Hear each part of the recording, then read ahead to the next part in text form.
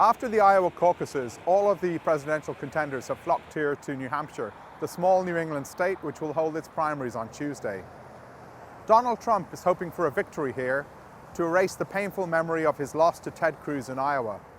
But one of the most intense battles in the Granite State is between Marco Rubio, the young Cuban-American senator, and three governors, Christie from New Jersey, John Kasich from Ohio, and former Florida Governor Jeb Bush, who are all making a last stand as they compete to represent the Republican establishment in its bid to derail Cruz and Trump. Of all the mainstream candidates, Christie has taken the most aggressive stance against Rubio. I mean, the guy got a third-place finish. Congratulations, he did better than me, but it was a third-place finish. And everybody expected he was going to finish in third place. So I don't understand all the excitement because he got more of a percentage. I mean, to the extent Marco benefits from that, good for him. I mean, you know, he's getting a bounce. But this is the longest week in American politics. The week between the Iowa caucuses and the New Hampshire primary is like 3 weeks.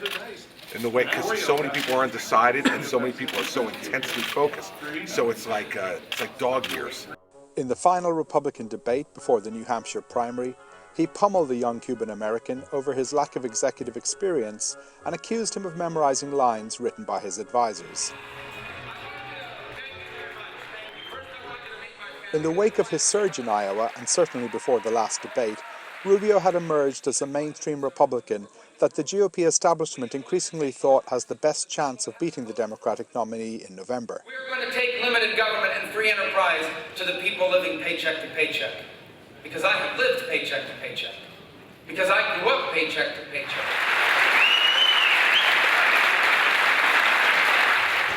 What do you think it is about him that makes him the right candidate for president? Well, I mean, I think it's the intellect, the temperament. I think he just kind of has all the qualities that you're looking for somebody to hold that office. And like I said, you know, the optimism, really, coming forward with a positive message, and you know, how I'm going to get there, and what we're going to do when I'm there. I mean, he's a United States senator. He's not a guy off the street. You know, it's the third largest state in the country. So I think he has some qualifications. Yeah.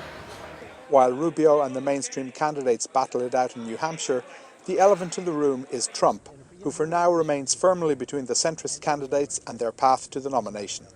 But you know, this poor, pathetic, low-energy guy, he gets up and he does a commercial that they show Hillary winning. Trump has mocked Jeb Bush as a low-energy guy for months, but in the weeks leading up to Iowa and New Hampshire, Bush has become tougher and is now giving back as good as he gets.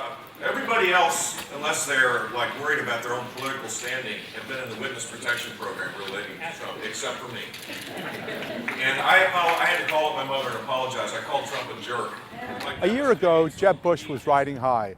The former Florida governor was about to launch his campaign for the White House, and he was seen as the clear frontrunner for the Republican presidential nomination. He had the Bush name, he had the backing of the establishment, and he was about to launch a shock-and-awe fundraising campaign that ultimately net him more than $100 million in 6 months. Yet a year on, Jeb Bush is struggling. He's languishing in the polls, and only a few days ago in Iowa, he secured only 3% of the vote. He's hoping for a strong performance. Not only does he want to chip away against Donald Trump, but he also needs to make headway against Marco Rubio, the young Florida senator who surged into third place in Iowa and is hoping to emerge from the New Hampshire primaries as the flag bearer for the Republican establishment. I liked him more afterwards than I did when walking in. I thought he was so well spoken in the way that he responded to everyone, and I'm thinking about the ideas that he presented today.